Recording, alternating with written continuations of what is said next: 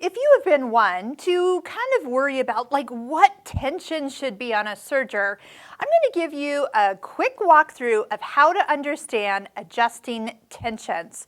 So first off, quality thread makes all the difference in the world. So if you have the same thread brand, and it is a quality thread brand on your serger, your numbers of your tension dials will probably be all at the same number.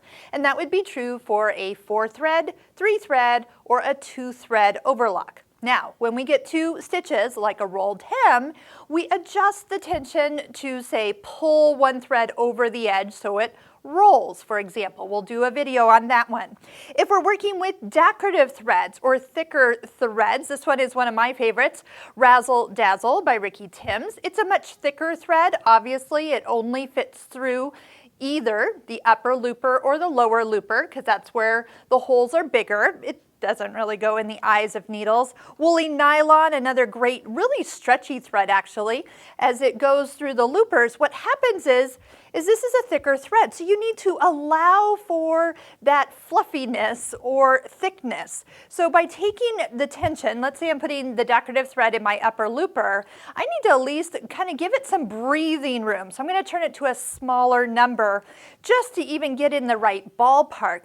Then I might adjust the opposite one because as we look at our loopers, they kind of meet along the edge. So if you're stitching along in a 4-thread overlock and you think tension is an issue, double check that all the threads, number one, are laying deep enough into the tension disc. Make sure you didn't accidentally not get one all the way far enough.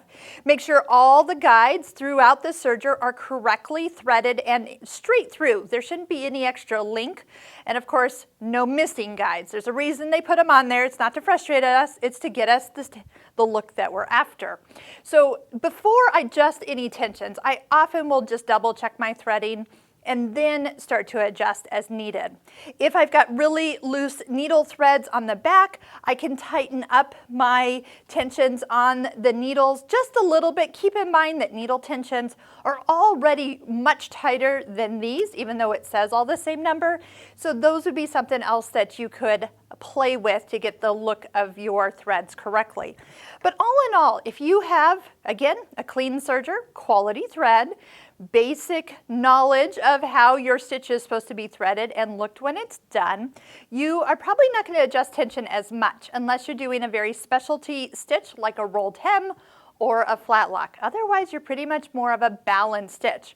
But if one of your tensions or loopers, let's say the top looper is pulling your bottom, your lower looper tension over the top, you can do one of two things. You could loosen the upper looper tension, or you could tighten the lower one. So both of them are a balance, and so you can actually do a little of both, which would be what I would recommend, is instead of going like crazy high or low to get it to work, I kind of like to do a little on one side and a little on the other and see if that changes. Now, if nothing changes with your tensions, then maybe again, double check. Have you changed your needles lately? Are they still at 2 different heights? Remember, the left one's supposed to be higher than the right one.